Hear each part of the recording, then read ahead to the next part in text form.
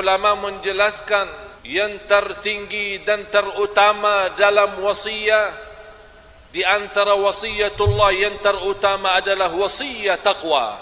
Tidak ada yang lebih tinggi daripada taqwa. Kunci rizki taqwa, kunci kebahagiaan taqwa, kunci keselamatan, kunci murah rizki taqwa, kunci ketenangan taqwa, kunci diterima amal ibadah kita adalah taqwa. Innama yataqabbalu Allahu minal muttaqin. Sungguh Allah menerima amal-amal orang yang bertakwa. Kata Allah, kami akan selamatkan dari siksa neraka Jahannam orang-orang yang bertakwa. Orang-orang yang berbuat kezaliman akan dikekalkan dalam neraka Jahannam, na'udzubillah. Sebagaimana bersabda Rasulullah sallallahu alaihi wa ala alihi wasallam di hadis yang sahih, ittaqillaha haitsu ma kunta. Taqwalah kepada Allah di mana kamu berada. Taqwa itu bukan hanya di masjid. Taqwa itu di jalan, taqwa itu di kantor, taqwa itu di rumah, untuk menjaga diri dari murka Allah. Taqwa itu menjalankan perintah Allah, mengikuti perintah Rasulullah sallallahu alaihi wasallam. Allahumma shalli wa sallim alaihi. Ma'asyiral muslimin yang dimuliakan Allah Subhanahu wa taala. Saya mengingatkan satu amalan yang telah diperintahkan oleh Allah, yang diperintahkan oleh Rasulullah sallallahu alaihi wasallam. Allahumma shalli wa sallim alaihi. Dengan amalan itu kita boleh mendapatkan banyak manfaat, banyak rahasia, banyak kebahagiaan. Amalan itu adalah doa. Doa yang menjadi senjata bagi orang mukmin. Doa adalah berbicaraan kita bersama Allah, tambat menadu kita kepada Allah. Doa tambat untuk menyelesaikan segala masalah. Kun fayakun. Dalam doa Allah Subhanahu wa taala selesaikan dan kabulkan hajat kita. Sahabat Rasulullah sallallahu alaihi wasallam Allahumma shalli alaihi datang bertanya Rasul, ya Rasulullah, arabbuna qaribun fanunajih am ba'idun fanunadih? Apakah Allah dekat cukup kita bermunajat, atau Allah jauh mesti kita panggil? Nabi Muhammad sallallahu alaihi wasallam menerima soalan dari sahabat, tidak menjawab. Turun malaikat Jibril membawa wahyu. Ayat suratul Baqarah ayat 186. Di sini Allah Subhanahu wa taala menerangkan dan menjanjikan bagi orang yang selalu berdoa dengan yakin, berdoa dengan tulus dan ikhlas, akan diijabah doanya. Jamaah sekalian, kita memiliki Allah yang maha kaya, Allah yang maha adil, Allah yang maha kasih sayang. Tidak boleh kita putus asa. Terus kita istiqamah berdoa, bermunajat kepada Allah dalam segala hal, dalam keadaan sihat wal afiat maupun sakit, dalam keadaan senang maupun susah, dalam keadaan upaya apapun, kita selalu tidak pernah putus doa kepada Allah Subhanahu wa taala.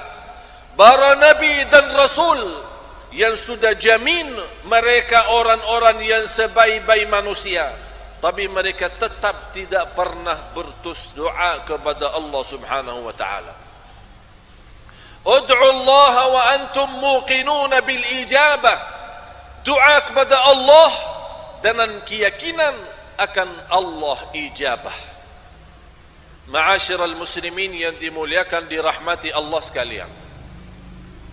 Dalam kesempatan ini saya membawakan dua cerita. Tunjukkan lewat dua cerita ini keindahan doa, dan tidak ada cara yang lebih cepat mengkabulkan hajat kita selainkan doa. Doa memang salah satu amalan yang begitu dahsyat bagi orang mukmin. Tapi banyak umat Islam sekarang malas berdoa, malah berdoa saat dia perlu saja, saat dia lagi senang dan nikmat, tidak pernah ingat Allah. Na'udzubillahi min dzalik. Na'udzubillah. ada seorang, cerita ini terjadi di hadapan mata saya di Makkah, di kawasan Masjidul Haram, bertemu dengan seorang dari negeri luar. Orang-orang itu sudah tua dan sakit, dan nampaknya orang juga buta, membawakan anaknya ke Masjidul Haram untuk berumrah. Begitu dia sampai ke Masjidul Haram bersama anaknya, saya lewatin jarak mereka, dan saya tertarik dengan jakab-jakabnya anak terhadap orang tua. Kata orang tuanya, lepaskan tangan saya ada urusan sama Allah. Lepaskan tangan saya. Kata anaknya, wahai ayahku, bagaimana boleh saya lepaskan? Ayah saya buta, tidak boleh nampak. Kata ayahnya, anakku, saya lagi di rumah Allah, saya lagi tamu Allah, saya lagi ada urusan sama Allah. Lepaskan tangan saya ada perlu sama Allah. Dilepaskan tangannya oleh anak, dan anaknya khawatir orang tuanya boleh jatuh kalau dia turun tangga, karena dia buta tidak boleh lihat. Di situ dia angkat tangan, dan saya berhenti mahu lihat apa yang akan terjadi peristiwa dengan keyakinan seorang tua dan buta memohon kepada Allah di kawasan Ka'bah. Dia angkat tangan dan dia berdoa dengan bahasa awam. Dia berkata, ya Allah, saya dilahirkan dalam keadaan buta, sekarang sudah tua dan sakit, masih buta. Ya Allah, pertama kali saya datang sebagai tamumu ya Allah, datang ke rumahmu ya Allah. Saya punya keinginan dan harapan, walaupun satu kali saja saya ingin nampak Ka'bahmu. Saya ingin melihat Ka'bah ya Allah. Umur saya 60 tahun, hanya mendengar cerita keindahan Ka'bah, tapi belum pernah saya nampak dengan mata saya sendiri. Dengan doa yang segitu tulus dan ikhlas, bermunajat kepada Allah, dan dia berkata, ya Allah, saya tidak akan keluar dari Masjidul Haram sampai engkau berikan saya kesempatan nampak Al-Ka'bah yang indah.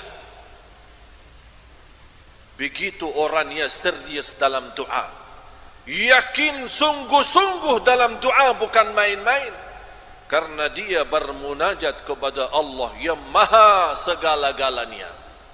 Semuanya di tangan Allah, mata pun makhluk Allah.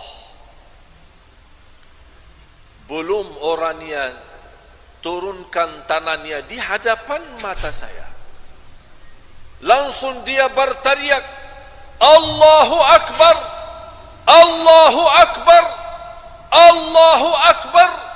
Sungguh Al-Ka'bah itu indah, sungguh Al-Ka'bah itu indah, sungguh Al-Ka'bah itu indah.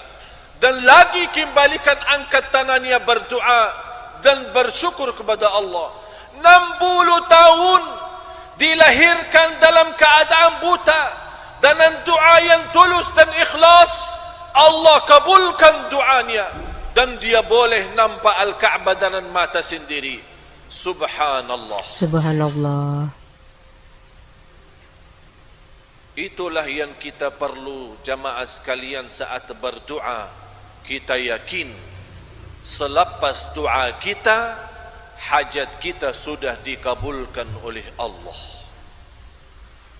Allah Maha Raja, Allah Maha Agung, Allah Maha Kaya, Allah Maha Lembut, Allah Maha Sabur, Allah Maha segala-galanya. Di tangan Allah segala kunci dunia dan segala isinya milik Allah. Kun fayakun. Innama amruhu idza arada syai'an an yaqula lahu kun fayakun. Fasubhanalladzi biyadihi malakutu kulli syai'. Maha suci Allah, di tangannya segala sesuatu. Wa ilaihi turja'un. Dan kita sama-sama akan kembali kepada Allah Subhanahu wa taala. Cerita yang kedua, seorang dokter dari negara India bernama Dr. Ishan, seorang ahli medis yang terkenal di dunia, ditugaskan oleh negara untuk menjadi pemimpin dalam rapat dan pertemuan yang dihadirkan oleh para dokter dari seluruh dunia akan datang.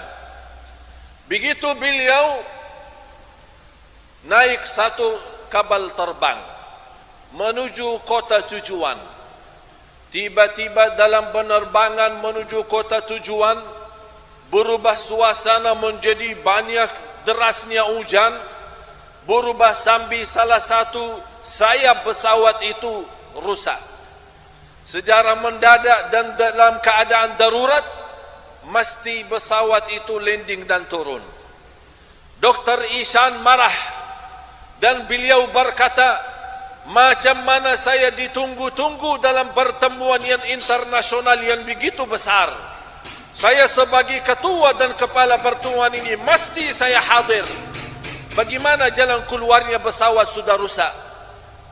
Kata orang di airport, daripada marah sama kami, silahkan Dr. Ishan ambil satu kereta, sewa satu kereta, karena kota tujuan sangat dekat dengan airport ini, hanya perjalanan 3 jam. Dibawa oleh Dr. Ishan, sewa satu kereta, kemudian berjalan menuju kota tujuan. Di dalam perjalanan, Allah Subhanahu wa taala menjadikan suasana hujan yang begitu dahsyat, sampai dia kaget dan takut, terpaksa keluar dari jalan besar menuju jalan kampung. Tersesat di dalam perjalanan, dia merasa sudah salah jalan, mau kemana lagi? Dia mencari tempat istirahat, bertemu di pinggir jalan sebuah rumah. Satu rumah nampaknya rumah orang miskin. Dia berhenti dan dia tutup pintu dan minta izin sama tuan rumah boleh masuk. Dibukakan pintu seorang ibu yang sudah tua dan sakit. Kata ibu, silahkan, sepertinya orang kamu ini orang jauh, silahkan masuk, silahkan minum dan makan. Orang Dr. Ishan masuk, kemudian dia beristirahat dan dia berfikir macam mana boleh untuk melanjut perjalanan. Sambil dia makan dan minum, dia nampak seorang ibu lagi salat, lagi berdoa. Setiap dia berdoa sebentar, nampak di samping anak itu ada seorang anak kecil. Setiap doa sebentar, dia gerakkan anak, tapi tidak ada respon. Doa lagi, gerakkan anak, tidak jawab. Doa lagi, gerakkan anak sampai 3 kali, tidak bergerak sama sekali anak itu. Begitu dia lepas doa, Dr. Ishan memanggil, maaf wahai ibu, ini anak siapa? Saya terharu dengan doa ibu. Begitu doanya ikhlas luar biasa. Kenapa anak itu? Macam mana keadaan? Kata ibu, ini cucu saya. Orang tuanya dua-duanya baru meninggal. Dari sejak dilahirkan dalam keadaan sakit lumpuh, tidak boleh bergerak. Saya tidak tahu apakah dia hidup atau mati. Saya memanggil seorang dokter di kampung diperiksa. Selepas periksa oleh dokter, dia berkata anak itu masih hidup, tapi saya tidak boleh membagi obat karena saya bukan ahli. Kata ibu, macam mana saya boleh berobat untuk cucu saya? Kata dokter di kampung, ada seorang terkenal Satu orang dia punya keahlian untuk anak-anak itu. Hanya satu orang yang boleh bantu. Tapi orang itu tinggal di kota jauh. Kata ibu, saya orang miskin. Macam mana saya boleh jauh-jauh mencari dokter itu? Kata dokter itu, yang saya boleh bantu, tunggulah ada kesempatan bertemu dengan dokter Ishan itu. Apa kata ibu? Begitu ibu menceritakan, dokter kampung berkata, satu dokter yang boleh bantu namanya dokter Ishan, karena dia orang ahli untuk berobatan anak-anak. Begitu ibu menceritakan ke dokter Ishan kaget, dan dia bertakbir, dan dia berkata, ibu, saya dokter Ishan. Allah sengaja merusakkan pesawat supaya tidak boleh jauh-jauh. Allah menjadikan saya tersesat di jalan untuk menijabah doa ibu yang miskin. Allah datangkan dokter Ishan ke tempat ibu yang punya hajat, karena dia doa dengan ikhlas dan tulus. Itulah Allah. Kata dokter Ishan, demi Allah, baru kali ini saya yakin Allah punya macam cara untuk mengkabulkan doa. Allah punya macam cara untuk kabul doa. Oleh karena itu jamaah sekalian, tidak boleh putus asa saat kita berdoa. Karena orang yang putus asa sudah kafir, na'udzubillah. Na'udzubillah. A'udzu billahi minasyaitonir rajim. Wa qala rabbukum ud'uni astajib lakum.